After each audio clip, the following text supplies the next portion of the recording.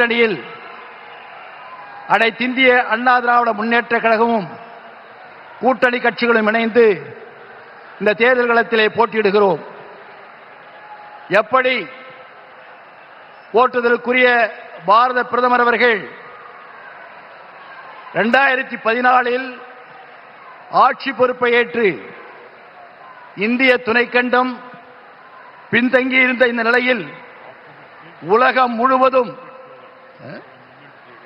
முழுவதும் இன்று இந்திய திருநாட்டை தலைநிமிரச் செய்து உலகத்திலேயே 4வது பொருளாதார மிக்க நாடாக உருவாக்கியவர் போற்றுதலுக்குரிய இந்த நாட்டினுடைய பிரதமர் மோடிஜி அவர்கள்.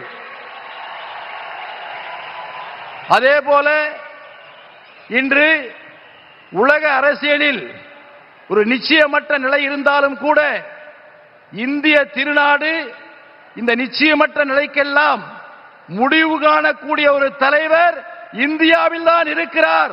அவர் இந்த நாட்டினுடைய பாரத பிரதமர் என்று சொல்லாமல் சொல்லி தன்னுடைய வலிமையான செயல்பாட்டால் உலக தலைவர்களை கவரக்கூடிய ஒரு தலைவர் இன்று நம்மிடத்திலே இருந்து கொண்டிருக்கிறார்.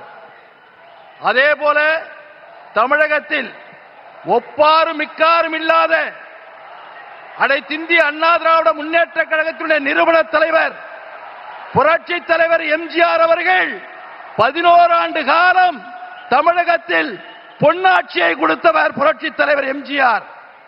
அதைத் தொடர்ந்து புரட்சி தலைவி அம்மா அவர்கள் 16 ஆண்டு காலம் இந்த தமிழகத்தில் அனைத்து துறைகளிலும் முதன்மை மாநிலமாக கொண்டு வந்தவர் புரட்சி தலைவி அம்மா அவர்கள். அதைத் தொடர்ந்து 4 ஆண்டு காலம் ஆட்சி பொறுப்பில் இருந்த போற்றுதலுக்குரிய எங்களுடைய பொதுச் செயலாளர் எடப்பாடியார் அவர்கள் நல்லாட்சியை கொடுத்திருக்கிறார்.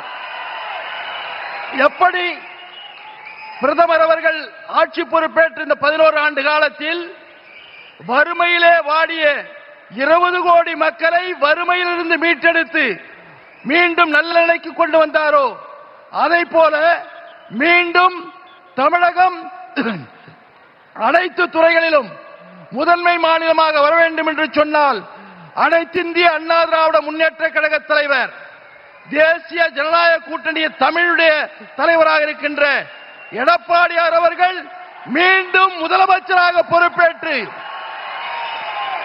நாட்டினுடைய அனைத்து துறைகளிலும் முதன்மை மாநிலமாக வர வேண்டும் என்று சொல்வதற்கு நாம் அனைவரும் ஒன்றுபடுவோம், கடுமையாக உழைப்போம், விட்டுக் கொடுப்போம், ஒருவரோடு ஒரு சேர்ந்து செயல்படுவோம்.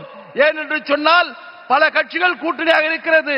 அவர்களை புரிந்து கொண்டு இந்த தேர்தல் களத்திலே தீய சக்தியான திராவிட முன்னேற்ற கழகத்தை வேரடி மண்ணோடு அறுத்து தேசிய ஜனநாயக கூட்டணி வெற்றி பெற்று அதனுடைய தலைவராக இருக்கின்ற போற்றுதலுக்குரிய எடப்பாடியார் அவர்கள் மாண்புமிகு தலைமை அமைச்சர் நரேந்திர மோடியினுடைய அவருடைய பாசத்தோடு அவருடைய அணுகுமுறையோடு அவருடைய ஆசீர்வாதத்தோடு மீண்டும் தமிழகத்தினுடைய முதலமைச்சராக எடப்பாடியார் அவர்கள் அமர்வதற்கு நாம் பாடுபடுவோம் என்று கூறி வாய்ப்பளித்தமைக்கு நன்றி கூறி விடைபெறுகிறேன்.